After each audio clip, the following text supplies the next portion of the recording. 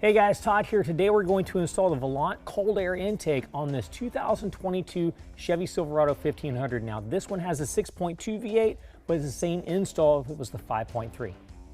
For this installation, I'll be using a Phillips head screwdriver, a ratchet with extension, a T20 Torx bit, and 3 sockets, 7mm, 8mm, and 10mm. Now make sure you're subscribed to our channel to keep up to date with all our latest content. Let's go and get started. Okay, right now I'm inside the truck. I've got the engine running, and that's because we need to first disable our air filter life monitor. Now what we're going to do is use the arrow buttons on the steering wheel, and we're going to start moving to the side. We want to get into this spot right here in their options, and we're going to come down to info page options. We're going to tap on that, and then come down to our air filter life. Make sure that that is checked. Next, we're going to back out. So we're going to hit the left button. Keep hitting the left button until it brings us to this letter I, which is our information. Now we're going to scroll down until we find air filter life. I've already got it disabled, but you're going to find that it's enabled. So what we need to do is press on that, scroll down, and click disable. Now if you click that again, it's going to re-enable it. So you can either scroll up to get off of that, or scroll to the left or right and gets out of that screen. Next, we can go ahead and shut it off and do the install. Okay, now let's go ahead and disconnect our negative battery terminal. That's going to require a 10mm, and I'm going to put a rag in between the connector and the terminal itself. Make sure it does not accidentally arc.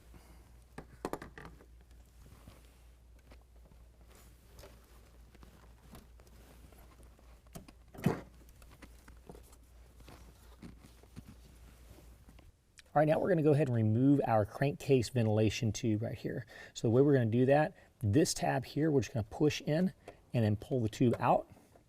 And then this one down here, we're going to push the back side of that tab in and pull out and set that to the side. Next, we're going to disconnect our mass airflow sensor. The way we're going to do that is this little red tab. We're going to grab a hold of that and pull it back.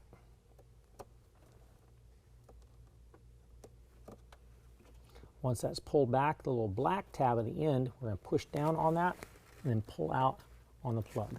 All right, next we're going to use a 7mm and loosen up this hose clamp.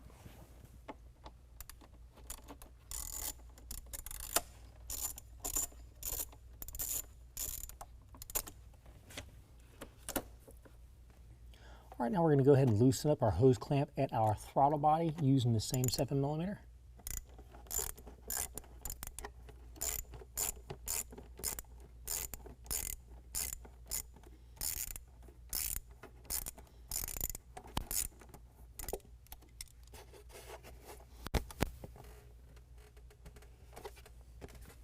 All right, now we can go ahead and wiggle this tube loose from the factory airbox. That will allow us to pull our baffle box away from the throttle body. Then we can rotate it up at 90-degree angle. Once at 90-degree angle, you can wiggle it away from our retaining bracket and pull it out from the vehicle.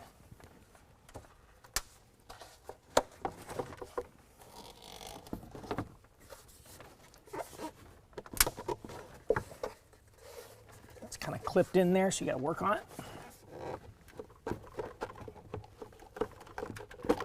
There we go.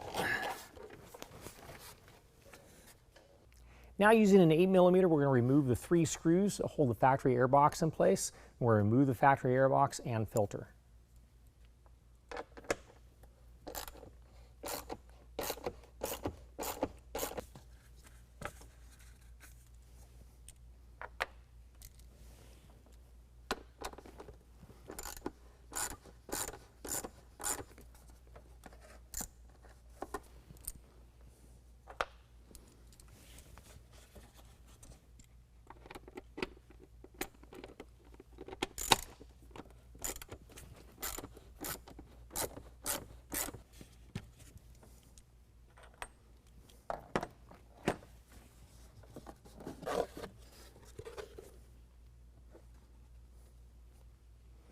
All right, next we need to go ahead and pull our factory mass airflow sensor out of our stock airbox. We're going to use a T20 Torx bit to pull those screws out.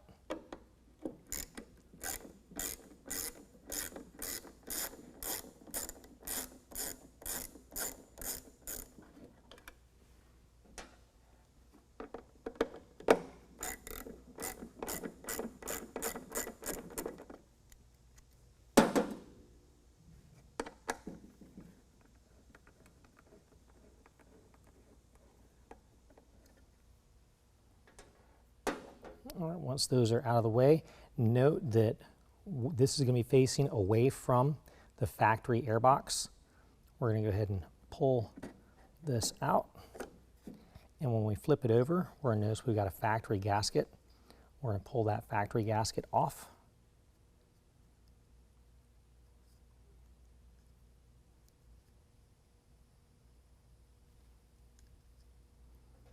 And we're going to replace that factory gasket with a new gasket from Volant.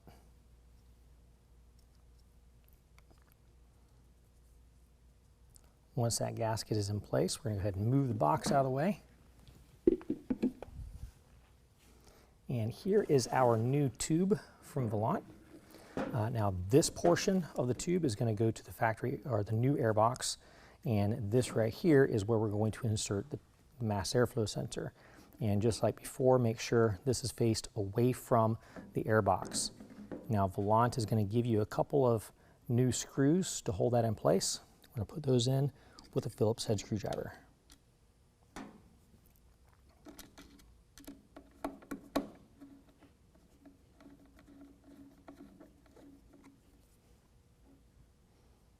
I like to get both of them lined up before I tighten down either one.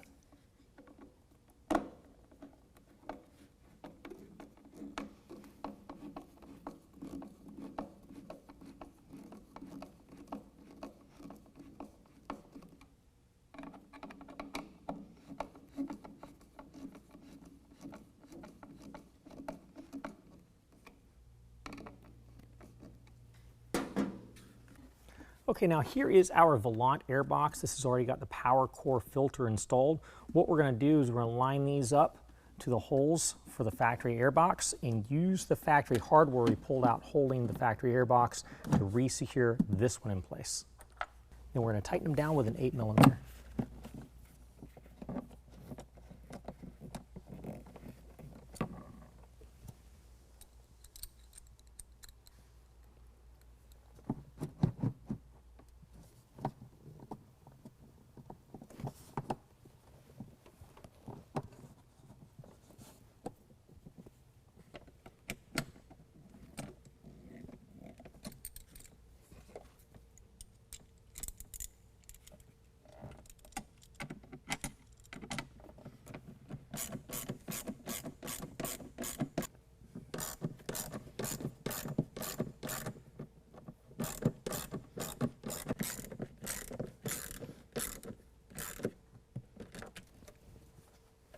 Next, what we're going to do is attach our hump hose to the new airbox. What we've got is a band clamp that we're going to slide over top of the hump hose. We're going to set that in place. Once it's seated, we can go ahead and tighten down that band clamp using an 8mm.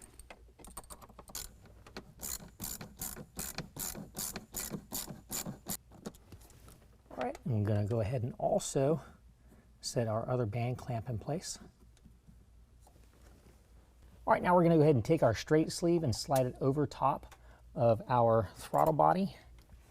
Take one of our band clamps, slide it in place. Make sure the band clamp is nice and straight. We're going to go ahead and tighten that down with an 8mm.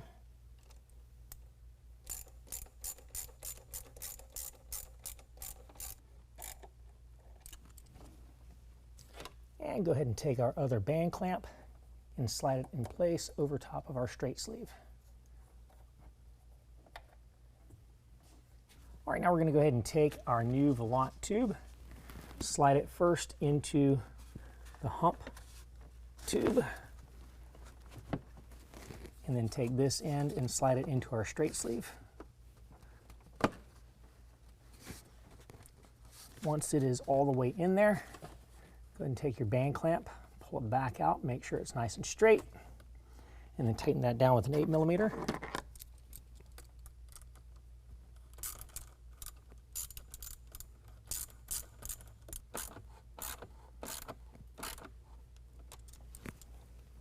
All right, next we can go ahead and line up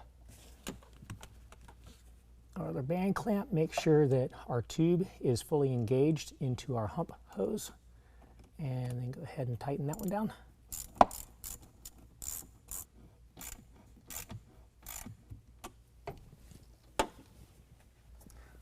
All right, next we're going to take our new vent tube hose. We're going to slide it onto our Volant duct right here.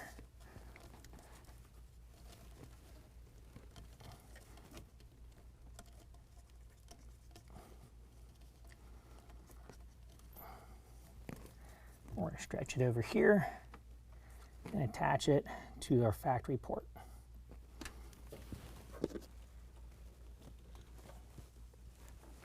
All right, now we're going to go ahead and reconnect the factory mass airflow sensor. I find it looks nicer if you run it underneath your AC line. Once it's pushed in, push in the red tab. All right, now we can go ahead and reconnect the negative battery terminal and tighten it down with a 10mm.